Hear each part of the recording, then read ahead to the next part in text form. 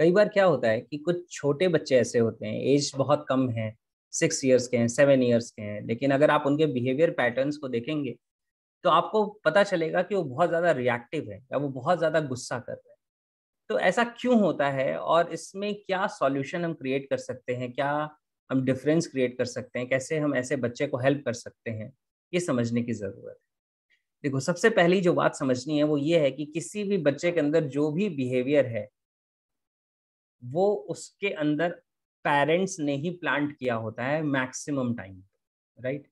यानी कि जो भी उसके अंदर का जो बिहेवियर है, वो कई बार वो बिहेवियर किसकी ट्रेनिंग का रिजल्ट है, वो पेरेंट की ही ट्रेनिंग का रिजल्ट है, क्योंकि छोटा बच्चा ज्यादातर अपने पेरेंट के साथ रहता है। हो सकता है और भी कुछ एनवायरनमेंट में लोग हों, वो भी हो सकते हैं, लेकिन आप बात समझना इसको।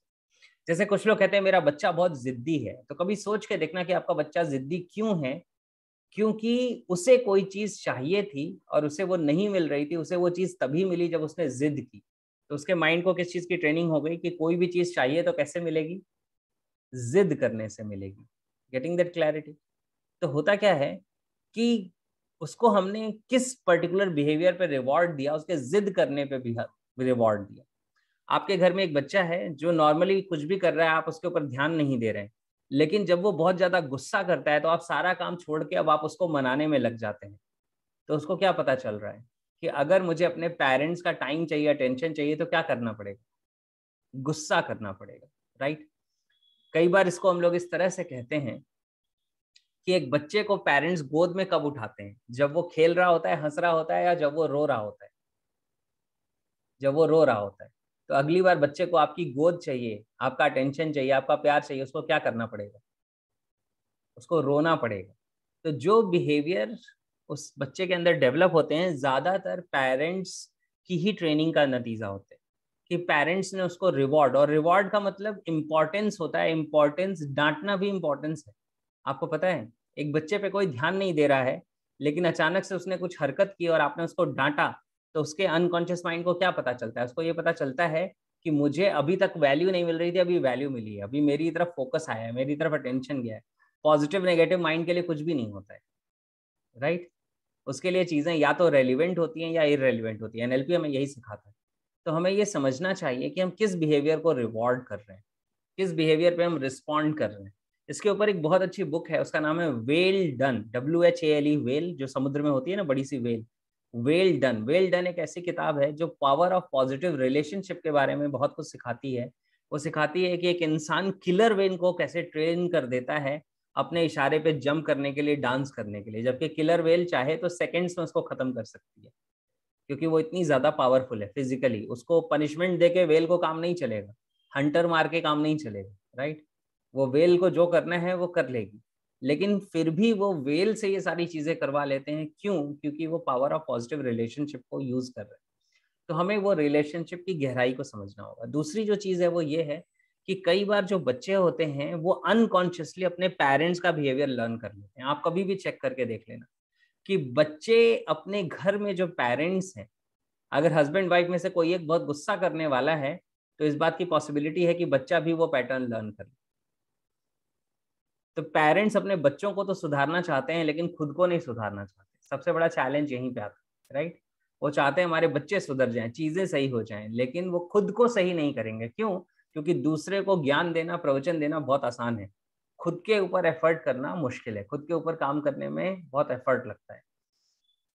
तो किसी भी बच्चे के अंदर जो एंगर के पैटर्न्स है, इस तरह के पैटर्न्स हैं, उसके पीछे रीजन ये हो सकता है कि पेरेंट्स में से किसी के पास ऐसे पैटर्न हो, या माहौल ऐसा हो कि ज्यादातर वहां पे आर्ग्यूमेंट होता है, बहस होती है, और अगर ये चीज हो रही है तो वो बच्चा उन पैटर्न्स को लर्न करेगा, राइट।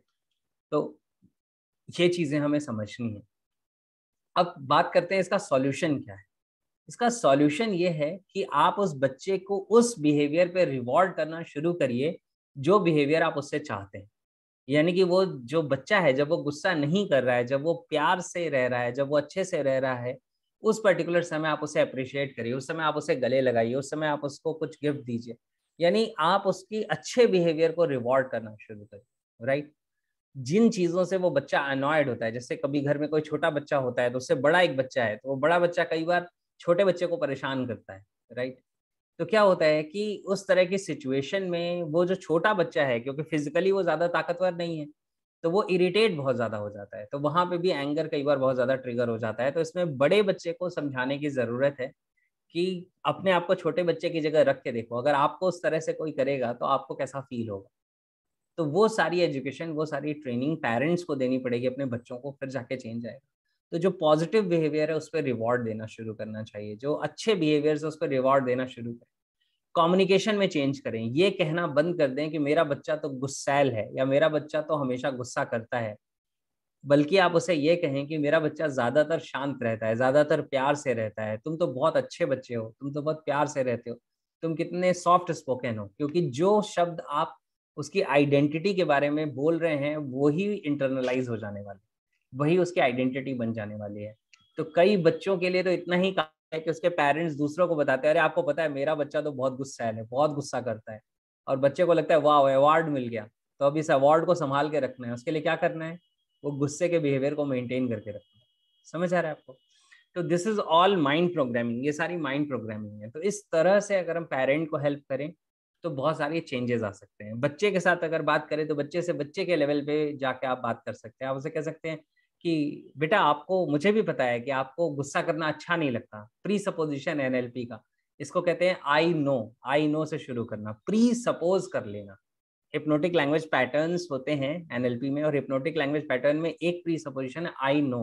तो जब आप कहते हैं आई नो, मुझे पता है बच्चा आप भी गुस्सा नहीं करना चाहते हो, आप भी रिएक्ट नहीं करना चाहते हैं, लेकिन किसी सिचुएशन में हो सकता है आप ऐसे कर रहे हो। अगर उसी सिचुएशन में रिएक्ट ना करना हो तो आपको क्या सोचना पड़ेगा? आपको क्या करना पड़ेगा? अच्छा, भैया के ऊपर गुस्सा आता है, चलो इमेजिन करो कि भैया की नोज़ पे एक बड़ी-सी चेरी लगी हुई है, उनके दोनों कान बहुत लंबे-लंबे हैं, राइट? अब आपको भैया के ऊपर गुस्सा आ रहा है क्या? तो अगर इस तरह का हम कन्वर्सेशन करें बच्चे के साथ, उसको ऐसी टेक्नीक सिखा दें, तो बहुत कुछ चेंज होना शुरू हो जाएगा, बहुत कुछ ट्रांसफ़ॉर्म होना शुरू हो जाएगा, राइट? सो इस वे में हम एक बच्चे को हेल्प कर सकते हैं कि वो अपने एंगर या जो भी नेगेटिव पैटर्न्स हैं, उससे बाहर आ सके।